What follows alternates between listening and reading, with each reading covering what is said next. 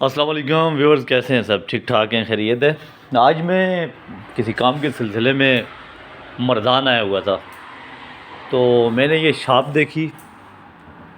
Dry fruit की shop है ये, और यकीन करें कि मेरे ख़्याल के मुताबिक मैंने अपनी ज़िंदगी में इतनी प्यारी शॉप कभी भी नहीं देखी ड्राई फ्रूट की।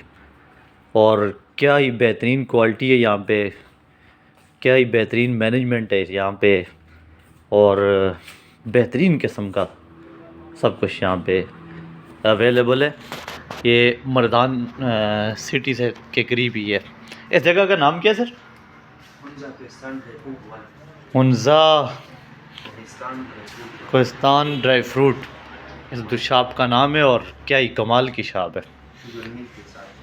ये जो मशहूर शुगर मिल है KPK की मर्दान में, ये बिल्कुल उसके सामने है, और नहायत ही शानदार मनाज़र हैं इसके। मैं आपको बाहर से भी दिखाता हूँ।